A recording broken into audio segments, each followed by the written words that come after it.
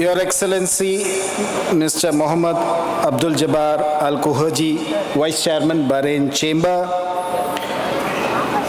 Mr. Ashok Kumar Rai, Member of Legislative Assembly, Karnataka Assembly, Mr. Babu Rajan, Pravasi Bharatiya Samman Awardee 2020, Mr. Raj Kumar, all the dignitaries on the stage, the President of the Indian Club. I'll speak in, or at least I'll try to speak in Kannada, but I have promised Mr. Kuhaji that I'll come and explain to you what I have this one. ಅನಿವಾಸಿ ಭಾರತೀಯ ಸಮಿತಿ ಕರ್ನಾಟಕ ಆಯೋಜಿಸಿರುವ ಇಂದಿನ ಕಾರ್ಯಕ್ರಮದಲ್ಲಿ ಭಾಗವಹಿಸಲು ನನಗೆ ಸಂತೋಷವಾಗುತ್ತಿದೆ.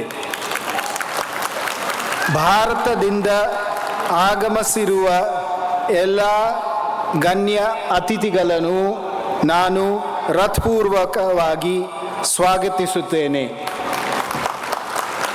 ಕನ್ನಡಿಗರು ತಮ್ಮ ಎಲ್ಲ ಪ್ರಯತ್ನಗಳಲ್ಲಿ ಯಶಸ್ಸನ್ನು ಸಾಧಿಸಲಿ ಎಂದು ನಾನು ಹಾರೈಸುತ್ತೇನೆ. ಕನ್ನಡಿಗರು ಭಾರತ ವಲಸಿಗರ ಸಮುದಾಯದ ಒಂದು ಪ್ರಮುಖ ಭಾಗವಾಗಿದ್ದಾರೆ. ನೀವು ಭಾರತ ಬಹರೇನ್ ದ್ವಿಪಕ್ಷೀಯ ಸಂಬಂಧಗಳಿಗೆ ಅತ್ಯಂತ ಉಪಯುಕ್ತವಾದ ಕೊಡುಗೆಯನ್ನು ನೀಡಿದ್ದೀರಿ. ನನಗೆ ಮತ್ತು ನನ್ನ ರಾಯಭಾರ ಕಚೇರಿಗೆ ನೀವು ನೀಡುತ್ತೆ ಬೆಂಬಲಕ್ಕಾಗಿ ನಿಮ್ಮೆಲ್ಲರಿಗೂ ಕೃತಜ್ಞತೆಗಳು.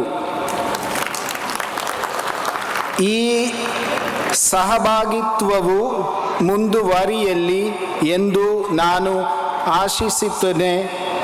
ನಿಮ್ಮೆಲ್ಲರಿಗೂ ಧನ್ಯವಾದಗಳು. ಜೈ Hind. Really thankful to your Kannada speech, His Excellency Mr. Vinod K. Jacob.